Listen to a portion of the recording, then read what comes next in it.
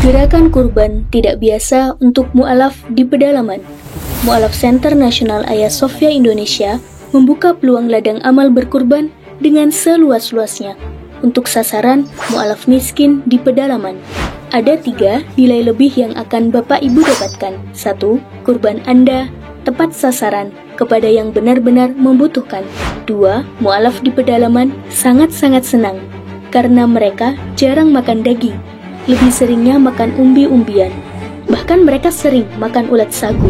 Jangankan daging, beras saja mereka tidak mampu untuk beli. 3. Nama Anda akan kami cantumkan di dalam laporan video pelaksanaan kurban. Adapun sasaran, wilayah yang akan menjadi tempat untuk pelaksanaan berkurban adalah Mu'alaf Pedalaman Simoy Laklak, Mu'alaf Bolang Mongondo, Mu'alaf Pedalaman Uwe Malingku, wilayah garis pemurtadan Malang Selatan, dan lain-lain, dengan ketentuan sebagai berikut.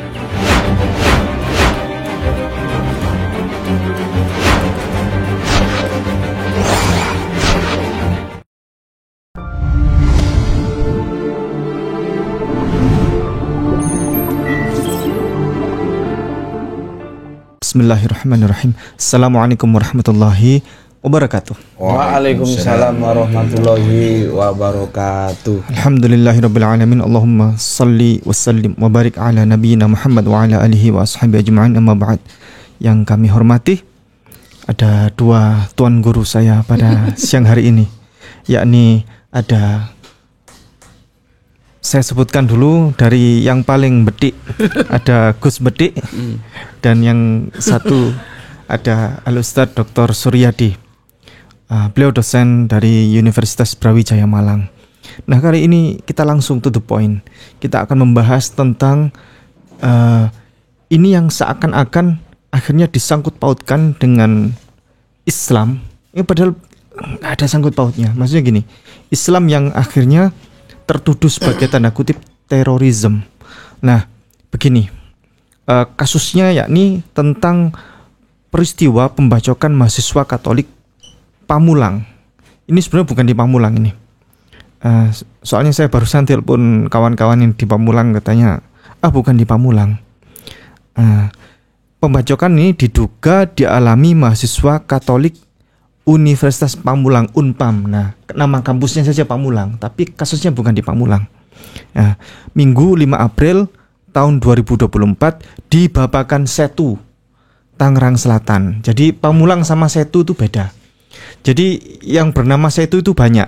Di Bekasi itu ada Setu, di Jakarta Timur Cipayung itu ada Setu juga, di Tangerang Selatan Tangsel itu juga ada Setu. Nah, peristiwa ini ada di Setu, di Babakan. Setu yang Tangerang Selatan ya? Tangerang Selatan, bukan yang di Bekasi, bukan yang di Cipayung, Jakarta Timur, bukan.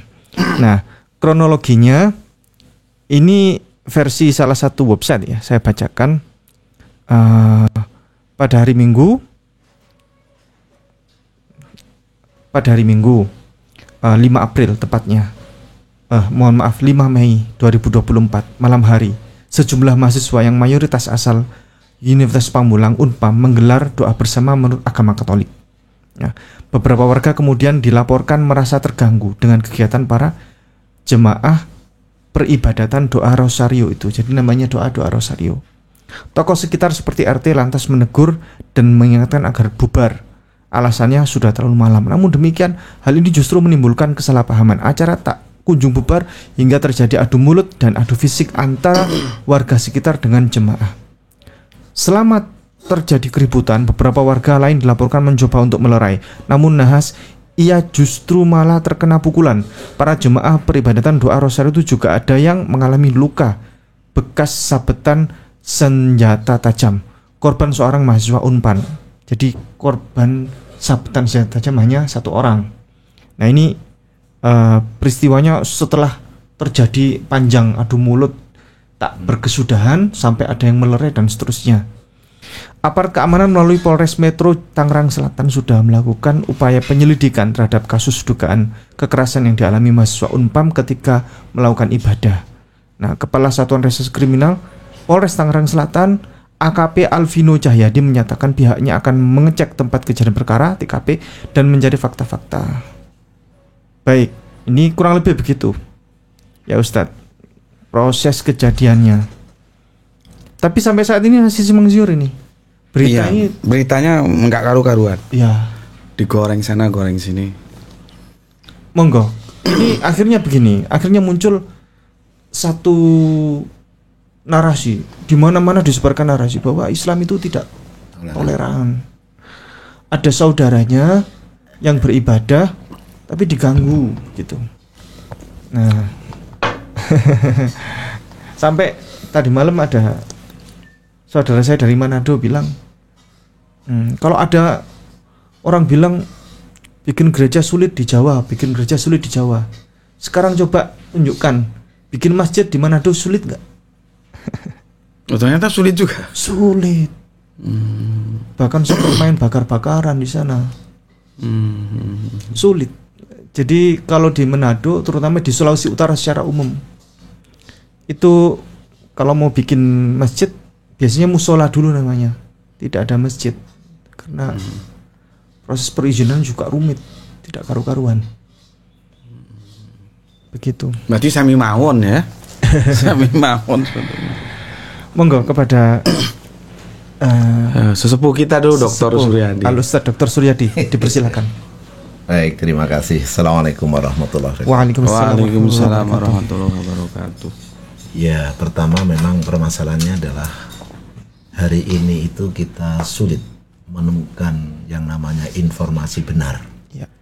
Apalagi di media sosial maupun media massa pun kita hari-hari ini kesulitan untuk mendapatkan yang benar. Karena begitu banyaknya berita yang tidak benar yang muncul, sehingga lalu kalau kita respon bisa malah bermasalah. Ya, kalau tadi dari narasi yang disampaikan Mas Ipung, maka saya lalu menduga bahwa ini berawal dari sebuah keresahan yang dipicu oleh adanya peribadatan. Maka saya ingin mengatakan begini, bahwa sesungguhnya sudah ada aturan main, saya tidak tahu pasal memasalnya ya, tetapi sebenarnya di masyarakat itu negara sudah mengatur bahwa yang namanya rumah itu memang tidak diperkenankan, tidak diperbolehkan untuk berubah menjadi berfungsi untuk tempat peribadatan. Ya, ini aturan negara, hukum positif secara umum. Ya, dan itu berlaku. Oleh karena itu kalau kemudian ada rumah yang dimanfaatkan untuk seperti itu, lalu ada yang bereaksi, itu logis, wajar. Karena memang ada pelanggaran aturan, kan seperti itu. Hanya masalahnya adalah tentu tidak perlu teguran itu lalu dengan menggunakan kekerasan. Yang terbaik sebenarnya ketika itu terjadi lalu ditegur, lalu katakanlah ada semacam perlawanan atau ketidakpedulian terhadap teguran, mestinya mengajak bersama dengan perangkat. Ya, karena bagaimanapun kita negara hukum untuk menghindari ya terjadinya provokasi, terjadinya emosi yang lalu kita melakukan tindakan di luar yang bisa dibenarkan. Oleh karena itu kalau tadi sampai terjadi kekerasan, ada yang sampai terluka dan sebagainya, ya ini itulah yang namanya massa. Massa itu kalau sudah tersulut emosi itu seringkali bisa bertindak di luar nalar. Oleh karena saya katakan tadi mestinya memang ketika teguran tadi tidak mendapatkan respon yang memadai dari penyelenggara doa ini, mestinya lebih baik kalau kemudian mengajak perangkat atau dalam hal ini aparat ya, agar kemudian bisa menyelesaikan urusan itu sehingga urusan ini bisa diduduk perkarakan secara proporsional, seperti itu. Nah, yang menjadi masalah seperti saya katakan tadi, lalu munculnya berita di media-media yang lalu langsung saja tembakannya, misalkan bahwa inilah potret intoleransi di Indonesia.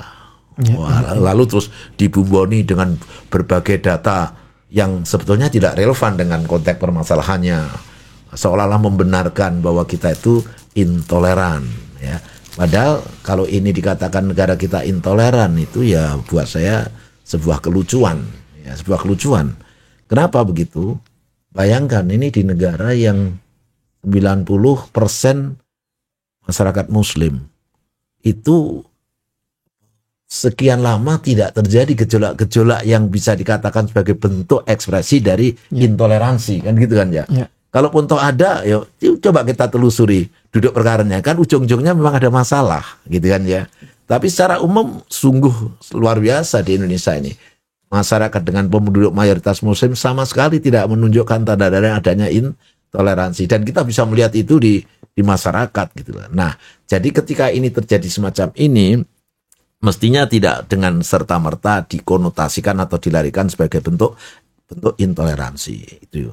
Kemudian yang kedua, andai bahwa berita yang lain ya, tidak yang tadi dikatakan Mas Ipung, itu kan digambarkan bahwa ada provokasi dari Pak RT, lalu Pak R dari provokasi ini lalu bergerak menyerang gitu kan ya. Nah, misalkan seperti itu terjadi, buat saya ini adalah perlu kemudian kita sadari, andaikan itu benar, maka sesungguhnya di sini terjadi yang namanya ketidaktepatan reaksi atau sikap seseorang yang mengaku Muslim.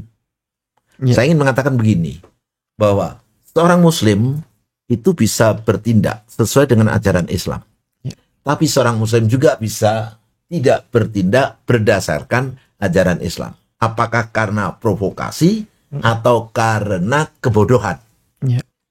Bisa karena bodoh nggak paham Islam, bisa karena provokasi sehingga melakukan tindakan yang sesungguhnya bertentangan dengan Islam itu sendiri. Sehingga semestinya ketika ada suatu peristiwa semacam ini, tidak bisa langsung dilarikan Islam intoleran. Itu tidak bisa begitu.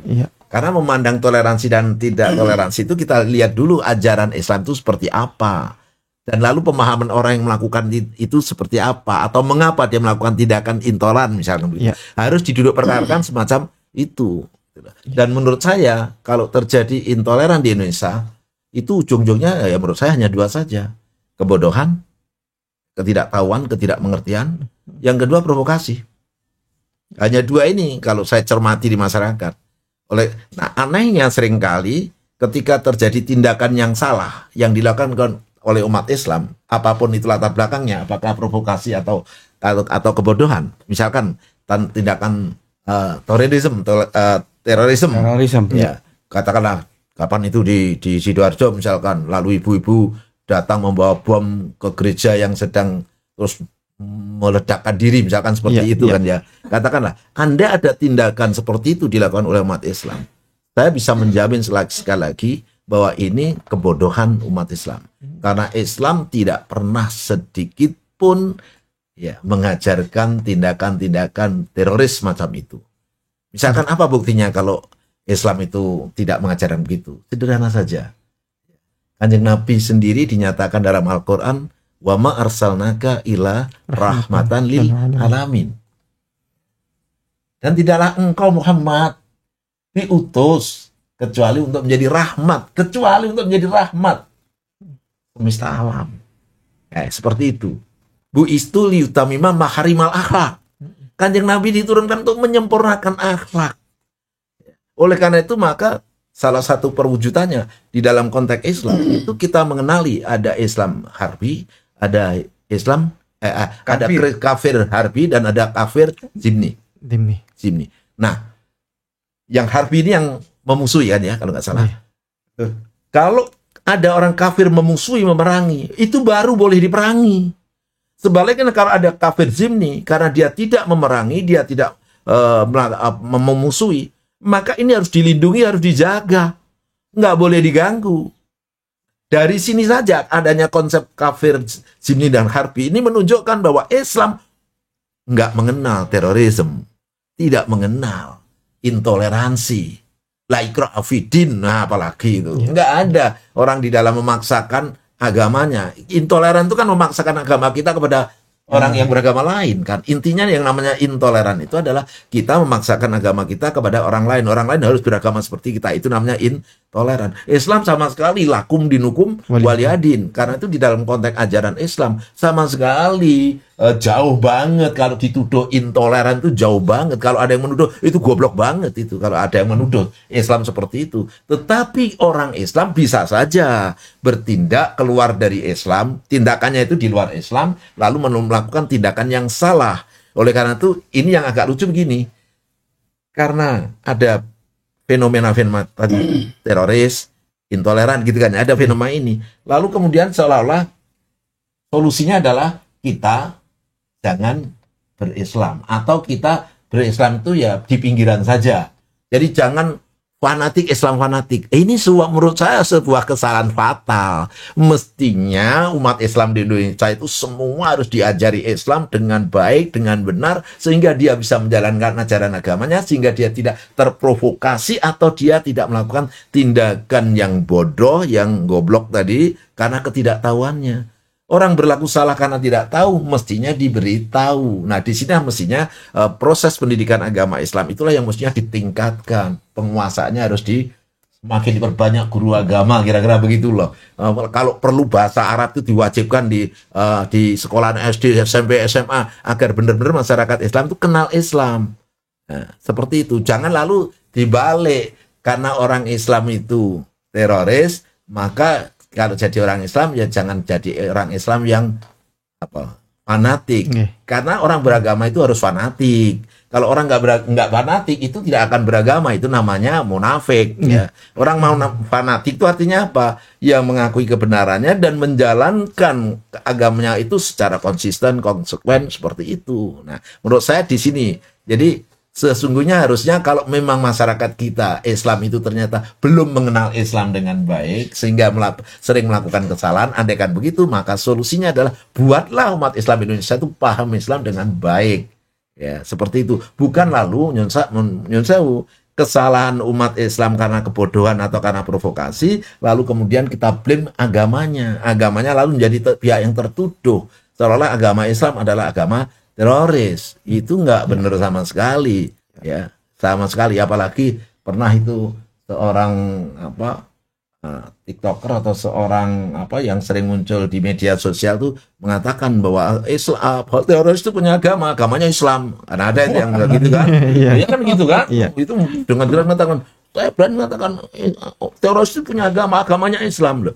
Seolah-olah orang Islam itu teroris. Ini kebodohan juga. Yang ngomong itu bodoh banget gitu loh. Karena sekali lagi bahwa orang yang beragama itu belum tentu memahami agamanya, belum tentu menjalankan agamanya. Maka kita mesti menduduk perkarakan. Jadi kalau ada perilaku yang salah, ya mestinya diluruskan kesalahan itu, bukan lalu menjadikan agamanya sebagai objek untuk di-blame atau dipermasalahkan atau dipersalahkan. Jadi kasus yang di sana saya pikir seperti itu. Cuma lagi-lagi yang saya sesalkan adalah banyaknya varian dalam berita tentang itu, ya, sehingga kesannya lalu yang muncul adalah umat Islam intoleran, melakukan penyerangan dan tindak kekerasan kepada orang yang lagi beribadah. Itu yang muncul, opini yang muncul seperti itu. Apalagi terus kemudian sudah muncul tersangkanya 4, tapi duduk perkara peristiwanya sendiri sama sekali nggak terungkap dengan cukup baik yang bisa dipertanggungjawabkan yang seperti apa. Ya, seperti apa? Karena saya katakan tadi bahwa memang ada aturan bahwa rumah itu tidak boleh dipergunakan untuk menjadi tempat peribadatan. Dan karena ada larangan dari negara, ada undang-undangnya, maka otomatis ketika itu terjadi, masyarakat punya hak untuk seperti tadi mengingatkan, menegur, meluruskan, melarang dan sebagainya. Karena itu memang larangan oleh undang-undang. Gitu. Hanya kalau misalkan ngelarangnya itu sampai tindak kekerasan itu inilah yang harus dihindari karena memang ini dilarang. Saya kira kalau saya mengomentari berita yang sedang viral itu seperti Baik, alhamdulillah. Tadi agama itu teroris itu punya agama, agamanya Islam. Nah, yang kalau kita bicara oknum itu tidak bisa dijadikan sebagai sebuah kesimpulan karena begini pemirsa. Saya pinjam dari kata-katanya Mas Dewa tadi malam di TikTok ya bersama Abang Yonatan Nandar bahwa yang pertama kasus ini tidak ada asap kalau tidak ada api, itu yang pertama. Yang kedua segala sesuatu kalau oknum itu tidak bisa menjadi bahan untuk menjadi kesimpulan ya. Ini atau referensi untuk menyatakan betul untuk agama ini agamanya teroris dan sebagainya. Nah, karena begini, oknumnya misalnya agamanya Islam, polisinya Islam, begitu. Jadi yang menangkap juga Islam. Amrozi itu dulu Islam, polisinya Islam, hakimnya Islam gitu. Jadi kalau di Brasil misalnya ada perampok ya. Perampok di sana itu kalau mainnya itu kasar banget Ustaz. Jadi orang tiba-tiba diambil gitu, dimasukkan ke dalam mobil, lalu dibawa ke sebuah gudang kosong begitu. Di dalam itu modalnya cuma gunting doang. Gunting terus kemudian dompetnya suruh buka, isinya itu kartu-kartu kredit card, ATM itu kan dan lain sebagainya itu. Suruh gesek. Suruh dihabiskan. Dia bawa mesin gesek itu perampoknya. Ini dia modalnya cuma gunting. Kalau nggak mau menghabiskan ini jarinya akan diguntingkan begitu. Nah, ini perampoknya Kristen. Terus kemudian polisinya juga Kristen.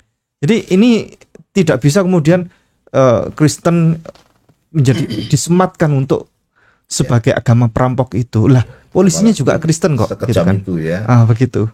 Jadi mungkin seperti itu. Kita akan lihat bagaimana sudut pandang dari Gus Medik yang beliau sangat bedik sekali bahwa beliau punya ajaran baru, yakni ini Giwang Syariah. Giwang Syariah. Monggo Gus Medik. Oke, bismillahirrahmanirrahim. Ya. Mikrofonnya mungkin agak didekatkan Gus. Saya tak pakai dua dulu mikrofonnya. Siap. Oke, ini alhamdulillah ini hadiah dari Ayah Sophia. Semoga Allah catat sebagai amal soleh. Amin. Selalu mendampingi dakwah saya. Amin. Amin. Tolong dipahami dulu ya bahwa aku diundang sama Ayah Sophia di sini bukan dalam rangka mengadvokasi Islam, enggak. Ini dalam rangka mendudukkan masalah. Jadi kalau memang terbukti benar ya dibenarkan, ya siapa saja. Kalau terbukti salah ya disalahkan gitu. Ya, jadi jangan bilang oh itu Gus Medik itu walaupun Islam salah dibela dibenarkan gitu. Itu sudah salah dua kali. Salah tuduhannya juga salah mengeneralisir. Ya. Jangan samakan antara Islam dan pemeluknya. Kita kan nggak pernah bilang Kristen menjajah Islam. Walaupun kita tahu Belanda itu ya Kristen. Logikanya masuk nggak? Ya, kita kan siapa yang menjajah Indonesia? Belanda. Kita nggak pernah bawa Kristen, nggak pernah gitu loh. Jadi aku sampaikan di sini karena apa? Opini ini yang dibentuk oleh media massa namanya jualan berita bagaimana supaya dibeli. Ini nggak karu-karuan gitu loh. Sehingga mana yang benar mana yang salah beritanya juga nggak tahu gitu. Sudah semua orang mau jual berita. Jadi kan kita harus hati-hati mengkonsumsi berita-berita. Ya itulah resiko dari kemajuan teknologi yang diwakili oleh satu alat yang namanya HP Android itu ya. Jadi satu genggaman kita bisa tahu apa saja. Makanya sekali lagi ya ini kami diundang dalam menduduk perkarakan masalah itu gitu. Oke. Aku dikirimi sebuah video ya. Coba kita dengar dulu ya. Ini dari apa ya? Dari TikTok. Nanti aku akan kasih penjelasan gini.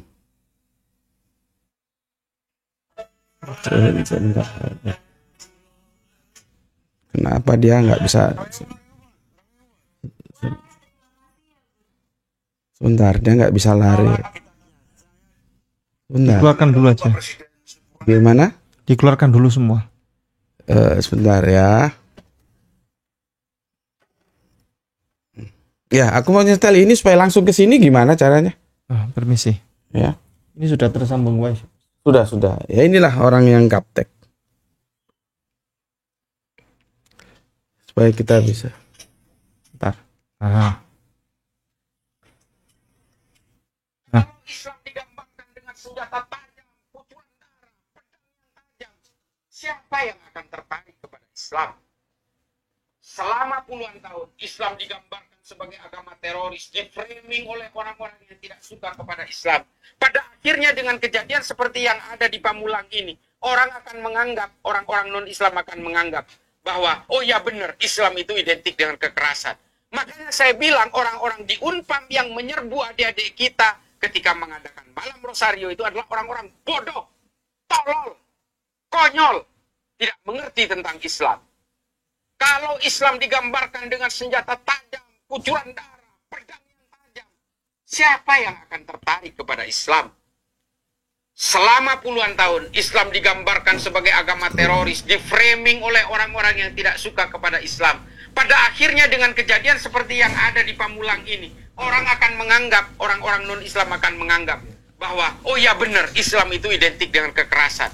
Makanya saya bilang orang-orang di Unpam yang menyerbu adik-adik kita ketika mengadakan malam Rosario itu adalah orang-orang bodoh, tolol, konyol, tidak mengerti tentang Islam. Oke. Kalau Islam digambarkan dengan senjata tajam, kucuran. Oke ya, gini, aku akan memberi komentar sedikit dari video ini. Secara substansi, oke, ya, apa yang disampaikan itu benar ya. Memang selama ini Islam itu kan menjadi korban ya, di framing. Istilah teroris itu kan lahirnya dari Amerika sana. Betul. Ketika dia mau masuk ke, seolah-olah itu menjadi tiket masuk ke Afghanistan dan Irak. Ya, betul. Itu dan itu diakui oleh Menteri Luar Negerinya gitu. Oke, tolong ya kita hati-hati melihat video seperti ini, jangan sampai mengatasnamakan Islam. Ya, seperti tadi kita umat Islam tidak pernah mengatakan bahwa Kristen menjajah Indonesia, tapi Belanda. Nah, ini tadi sudah disampaikan oleh Bapak Doktor kita. Mana karena kalau sudah nama agama dia itu mengeneral karena dia general. Sedangkan agama tidak mengajarkan seperti itu. Ya, jadi harus tahu mana agamanya, mana orang yang beragamanya, gitu ya. Oke, aku ulangi lagi apa yang disampaikan dalam video yang aku tunjukkan tadi suaranya itu secara substansial tuh aku oke. Substansinya oke. Ya, jadi yang melakukan seperti itu ya bodoh ya apa karena tadi goblok, blow on ya benar karena itu tidak diajarkan dalam Islam hal-hal seperti itu. Ya, tetapi aku kasih catatan. Kan ini jika maka ya. Iya. Jika benar-benar memang sudah terbukti salah, itu oke. Jika loh ya. Tapi kalau tidak. Nah, jadi di video ini narasumbernya seolah-olah sudah mengambil sebuah asumsi yang dibangun benar-benar peristiwanya seperti itu dan dari yang melakukan katakanlah penyerangan dalam tanda kutip itu itu salah. Itu yang aku nggak setuju karena kan ini masih proses, kita nggak tahu ceritanya. Ada misalkan begini kan ya nggak mungkin apa tadi ada asap, apinya nggak ada. Ya kan kita harus tahu dulu step by step, misalkan sudah diperingatkan belum gitu ya, itu kan kita harus tahu dan buktinya memang sekarang berita kemana-mana gitu.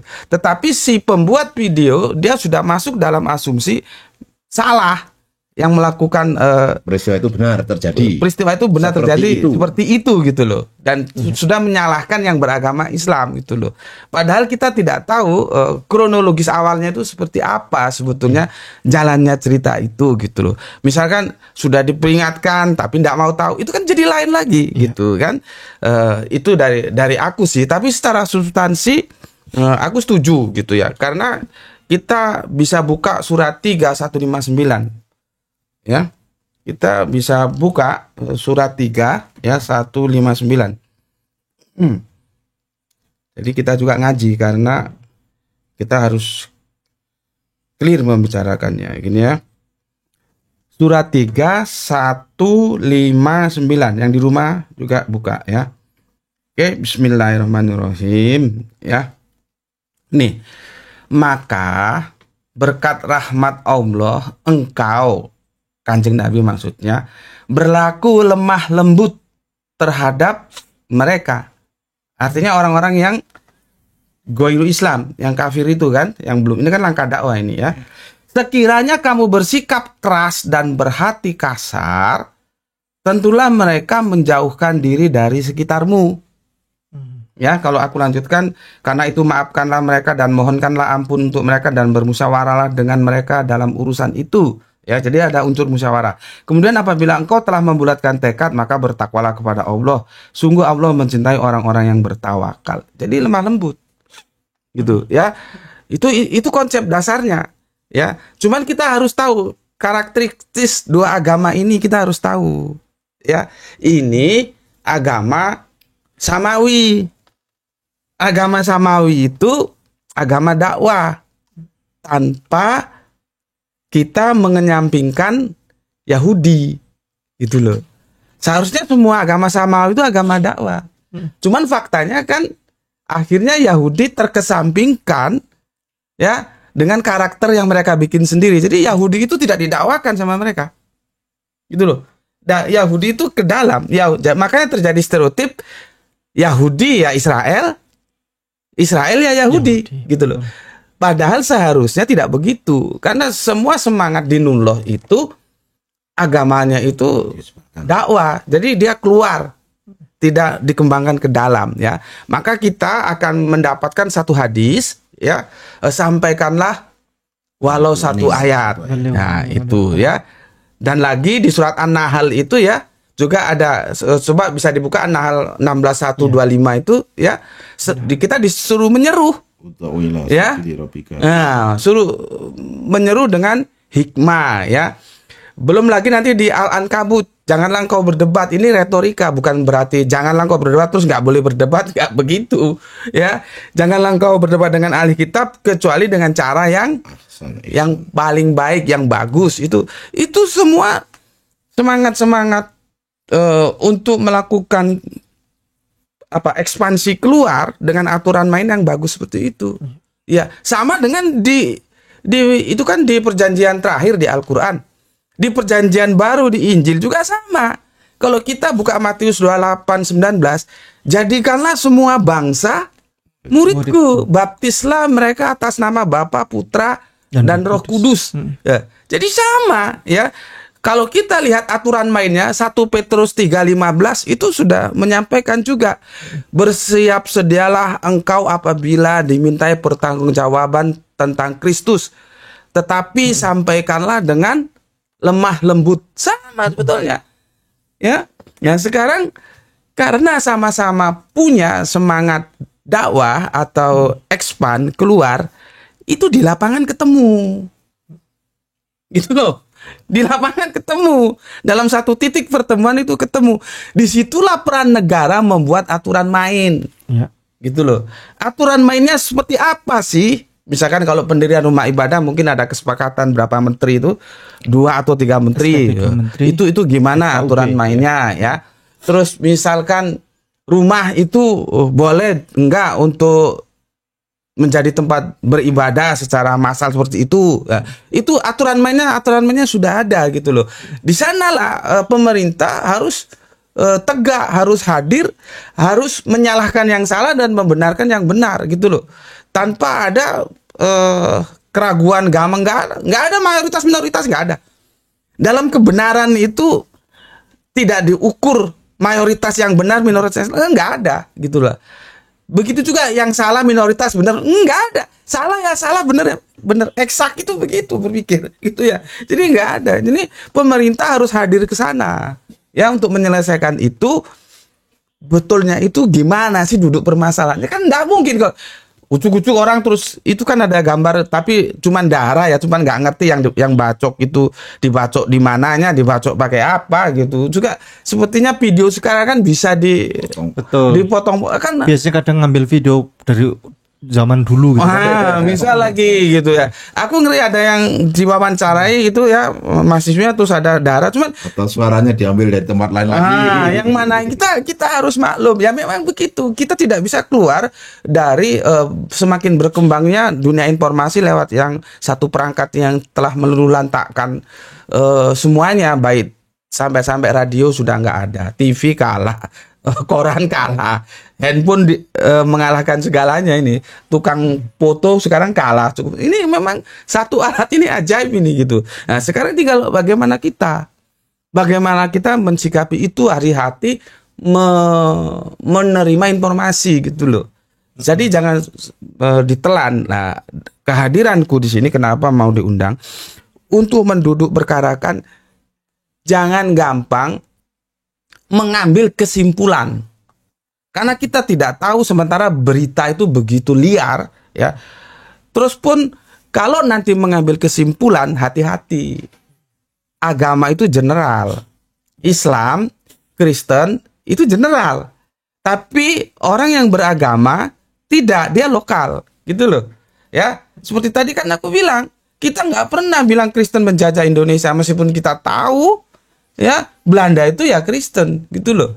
Jadi harus dibedakan, gitu. Kita juga nggak mau ngawur. Begitu juga seandainya, kan kita sama-sama nggak tahu nih ya. Seandainya memang Pak RT-nya itu salah, itu kan ada RT-nya itu ya, dan terbukti melakukan pengeroyokan seperti berita, tapi kan itu dibantah juga. Oh, itu sudah diingatkan gini-gini, terus mana yang benar? Iya kan? Aku nih maka ya, jika memang Pak RT-nya salah, tidak melakukan prosedural peringatan gini-gini, langsung main datang dan orang ibadah terus di stop, ya itu salah, ya silakan dihukum. Gue juga nggak setuju gitu. Kalau gue berpikir begini, kalau ada orang beribadah ya, meskipun sudah diingatkan, dia tetap beribadah, tolong tunggu sampai mereka selesai beribadah. Setelah itu didatangi, diajak ngomong, dialogis gitu loh. Jangan ketika meskipun dia salah ya, tolong kita hormati gitu loh. Selesaikan dulu aktivitas beribadahnya, baru kita minta waktu untuk ngobrol, untuk menduduk. Oh, ini sebetulnya nggak boleh, ini begini. Di sana kita dialog gitu loh. Harusnya begitu ya. Maka sekali tadi, kalau memang terbukti ya Pak RT-nya dan semua pihak-pihak itu salah ya silakan tindakan hukum. Tapi juga begitu, kalau terbukti ternyata adik-adik kita yang salah sudah diingatkan, ternyata dilanggar aja, ya namanya orang ya gregeten toh. Dan mungkin poin pentingnya adalah jangan lalu dinisbahkan kepada bentuk agamanya. Betul. Ini yang paling penting. Betul. Opini yang menimbulkan konflik itu adalah ketika dinisbahkan pada agama. Jadi nanti teman-teman Islam juga, misalkan nanti ternyata terbukti adik-adik kita yang salah. Yang salah itu ya adik-adik itu. Jangan kamu bilang Kristen Katolik ini biang kerok, itu juga salah. Karena namanya Kristen Katolik itu mesti mengajarkan kebaikan. Baginda Yesus itu nggak mungkin ngajari orang kurang ajar, gitu loh. Jadi kita harus sama-sama benar, gitu loh. Gue ngomong gini fair nggak? Nanti dikirain gue nggak fair. Gue itu orangnya, objeknya itu ya yang jelas-jelas aja gitu. Jadi kalau nanti memang terbukti ya Pak RT dan rombongannya memang salah, ya silakan tegakkan hukum. Yang salahnya Pak RT, ya jangan bawa-bawa Islam. Sebaliknya kalau yang terbukti adik-adik kita ya yang Katolik itu, Kristen Katolik yang salah, ya dihukum juga tanpa harus membawa nama agama Kristen Katolik. Enggak ya. Karena tidak ada satupun agama itu yang ngajarkan biang kerok gitu. Aku kira itu ya, tapi stressing pointnya begini. Aku ulangi lagi. Agama ini memang rivalitas. Ya. Rivalitas itu fakta. Makanya pemerintah, aku ingatkan pemerintah ya yang punya stakeholder harus benar-benar hadir dan punya peranan itu dioptimalkan. Kalau nggak bisa, karena wasitnya justru kalau nggak ada wasitnya gimana? Pasti pemerintah harus hadir sebagai wasit dan harus fair gitu loh. Kita juga kan nggak mau di framing teroris, sudah capek kita framing seperti itu. Makanya teman-teman Islam, saudaraku, hati-hati saudaraku ya. Nanti yang menjadi sasaran agama kita. Framing itu, opini itu kan nggak perlu benar atau salah toh. Yang penting pesan itu dilempar dan ditelan sama publik. Dia nggak akan mengkoreksi beritanya benar atau salah, Islam atau apa, Kristen Katolik gimana, enggak. Begitu dilempar ke publik, ditelan gitu loh. Makanya saudara-saudaraku yang Islam ya, kalau mau melakukan tindakan apapun, tolong diperhitungkan itu nanti merugikan Islam sendiri enggak. Jangan jadi bumerang, maunya untuk menjaga Islam justru merugikan Islam. Kita di framing habis-habisan. Islam itu kan ada dua sisi. Ada sisi ramah dan ada sisi marah. Masalahnya kita akan menjadi Islam ramah atau Islam marah. Itu lihat kondisinya. Seperti tadi yang disampaikan oleh dokter kita, Dr. Suryadi ini, gue banyak belajar dari beliau ini ya. Karena gue kan di jalanan kuliahnya, beliau kan orang kampus. Ya, jadi kapan kita menjadi Islam ramah? Ketika dalam kehidupan sosial seperti ini. Kapan kita harus menjadi Islam marah? Ketika Islam diserang. Maka setiap peperangan kalau kita baca mulai Al-Baqarah tengah-tengah itu ya, sampai ke belakang, itu kita perang itu mesti dengan izin Allah. Artinya kita kalau nggak diizinkan perang ya nggak boleh perang. Gitu loh. Semua itu kalau diizinkan saat kita diperangi gitu loh. Makanya nanti kan kalau sana berhenti kita disuruh berhenti. Kita pun membalas itu tidak boleh berlebihan, harus seimbang. Jadi konsep perjanjian lama itu masih diterapkan di perjanjian terakhir. Ya kalau di sana menghilangkan mata, kita menghilangkan mata. Sana mata satu, kita yang hilangkan mata satu, gitu loh. Nggak boleh kita berlebihan babat habis tuh nggak boleh. Nah kalau sana berhenti, ya kita berhenti, gitu loh. Bahkan kalau kita buka di surat Al-Mumtahanah itu, agama kita tidak melarang kalau kita bersosialisasi terhadap kafir-kafir yang tidak mengganggu kita, yang tidak mengusir kita karena kita hidup menerapkan agama kita gitu. Cuman kan yang gini-gini ini, aduh, maksudku ayolah kita jelaskan supaya pada ngerti, supaya Islam itu tidak menjadi tertuduh gitu loh. Bukan perang ngawur terus teroris segala macam, anti toleran. Oh, kalian tahu ya? Ketika Kanjeng Nabi Muhammad membangun Yatsrib menjadi Madinah Al-Munawwarah, jangan ada dalam otak kalian itu, oh itu Islam semua. Enggak. Madinah Al-Munawwarah itu terbangun atas beberapa komunitas ya. Islam, ahli kitab juga itu ada 2. Yahudi, Nasrani, terus Arab pagan. Belum musyrikinnya. Yang Islam enggak, bahkan enggak, yang cari aman di mana enaknya dia gitu. Jadi jangan dipandang ya komunitas Madinah ketika Kanjeng Nabi membangun tata kelola negara yang itu, bayangkan ketika PBB belum pernah PBB apa? Belum bentuk piagam, sudah ada piagam Madinah.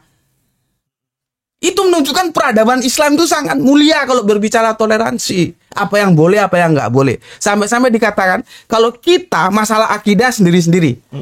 Tapi masalah negara, kita harus bergandengan tangan. Itu kurang indahnya apa itu? Jadi jangan ajarkan orang Islam itu toleransi, apa kamu kira nggak ngerti toleransi apa? Ya, tapi sayangnya, ya, aku minta kiai-kiai, ustadz-ustadz siapalah yang top-top itu yang punya masa banyak, ajarkan seperti ini gitu loh. Kalau Gus Bekti kan kelasnya pemain pinggiran, bukan bintang lapangan lah ya. Gitu. Kalian itu ngomong supaya ngerti bahwa umat Islam itu juga punya aturan main toleransi, nggak usah diajari gitu loh. Jangan mengajari toleransi. Jangan mengajari toleransi umat Islam. Cuman umat Islam yang nggak ngaji karena gurunya, kiainya, ustadznya atau apapun yang dibahas muter aja dari itu ke itu aja, ya goblok gitu loh. Makanya mencerdaskan itu perlu. Bagaimana umat ini cerdas gitu loh, supaya kita tidak menjadi korban framing seperti ini gitu. Aku kira itu ya yang bisa aku sampaikan. Sekali lagi, hukum ditegakkan, yang salah ya salah, yang benar ya benar, dan kita sebagai pengkonsumsi itu apa namanya? Pengkonsumsi berita harus hati-hati karena berita ini tidak karu-karuan. Jangan keburu mengambil kesimpulan ini salah itu benar. Biarkan proses ini berlangsung ya, dan harapan kita yang salah, yang benar ya benar. Siapapun yang salah ya dia yang salah, jangan bawa agamanya. Apapun agamanya gitu ya. Aku kira itu. Dan mudah-mudahan bahwa penegak hukum itu tidak terpengaruh oleh rame riuhnya berita yang disetting untuk tujuan tertentu. Oke, cocok. Jadi benar-benar polisi dalam hal ini betul-betul melakukan penyelidikan secara tepat, secara objektif. Jangan sampai dia terdorong atau terprovokasi oleh berbagai media yang sebenarnya disetting untuk kepentingan tertentu. Ini yang seringkali muncul. Betul. Ya, karena viral, karena apa istilahnya menggebu-gebu berbagai sisi menyatakan ini salah, lalu serta-merta yang bersangkutan jadi salah. Ini yang harus diduduk perkarakan ya. Jangan sampai salah memberi hukum pada orang yang tidak salah, kira-kira gitu. Ya. Oke. Baik, alhamdulillah. Saya sampai sekarang para ustadz sekalian, sejak kapan Islam itu disandingkan dengan kata teroris? Nah itu mungkin kisaran sekitar mulai muncul Usama bin Laden itu ya. Itu kisaran itu, sehingga waktu saya ketemu sama Pak Pendeta Syafrin Ibrahim di rumahnya di Tangerang di sana, dia bilang pada saya gini, Islam itu teroris, Amrozi itu tukang ngebom. Nah itu dia, agamanya Amrozi itu teroris gitu. Akhirnya dia bilang gini ke saya, pokoknya kalau Anda bisa menunjukkan kepada saya ayat di Bible yang mengajarkan tentang teroris, saya hari ini akan masuk Islam. Kebetulan saya, bukan kebenaran, kebetulan. Akhirnya langsung saya kasih tunjuk kepada Pak Syafrin Ibrahim. Pak Syafrin Ibrahim, baca yang pertama Matius 10 ayat 34. Dia sendiri yang baca, dia ya.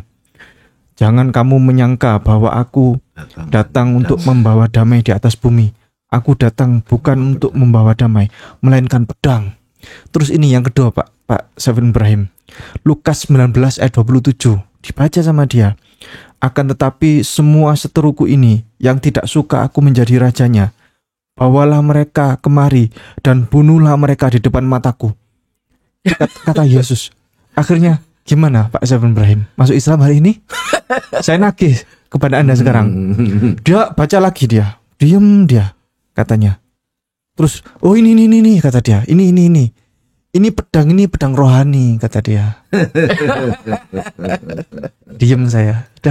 Kalau sudah dijawab gini sudah saya Kalau ampun. dibunuh di depan mata saya tadi juga bunuh rohani. Iya, bunuh rohani. Ya. Jadi, mungkin makan rohani. Terus kemudian minum rohani, puasa rohani, sunat rohani. Perpuluhan rohani. Enggak dong, kalau perbulannya jangan dong. Jangan rohani. Waktu itu saya nagih. Ayo saya tagih Pak Syafrin Ibrahim, hari ini syahadat. Saya bilang gitu. Anda tadi bilang kan. Dia mengelak di situ. Baik, saya sekarang udah kapok kalau ada orang bilang tunjukkan ayat di Bible kalau ada ayat seperti ini saya akan masuk Islam. Giliran ditunjukkan ngeles lagi. Kemarin ada yang bilang ke saya begini, tunjukkan kalau ada ayat di Bible yang Yesus tidak mau disebut sebagai Tuhan, ya. Tunjukkan satu saja ayat di Perjanjian Baru, maka saya akan masuk Islam. Saya bilang, berani enggak gitu kan? Saya tunjukkan Matius pasal 7 ayat 21. Matius 7 ayat 21 sampai 22 23. Sudah jelas itu Yesus gak mau disebut sebagai Tuhan. Bahkan kalau ada yang nyebut sebagai Tuhan, sudah itu disuruhnya. Nyala engkau, dasar engkau pembuat kejahatan kan begitu. Katanya begini, itu adalah ungkapan untuk orang-orang munafik katanya. Loh padahal di ayat itu nggak ada penjelasan bahwa ini orang munafik gitu kan. Seterusnya, aduh itu bisa aja menyangkal. Saya sekarang udah kapok. Kalau ada orang nantang-nantang, tunjukkan ayat, saya masuk Islam, tunjukkan ayat, udah ampun. Nanti ada menyangkal lagi ditambahi pedang rohani gitu kan, babi hutan gitu kan. Baik, terima kasih para tuan guru telah hadir di sini. Pencerahan yang sangat luar biasa. Jazakumullah khairan. Kita akan berjumpa lagi di momen yang lebih bermakna dan lebih berkah insyaallah. Barakallahu fikum. Assalamualaikum warahmatullahi wabarakatuh. Waalaikumsalam warahmatullahi wabarakatuh.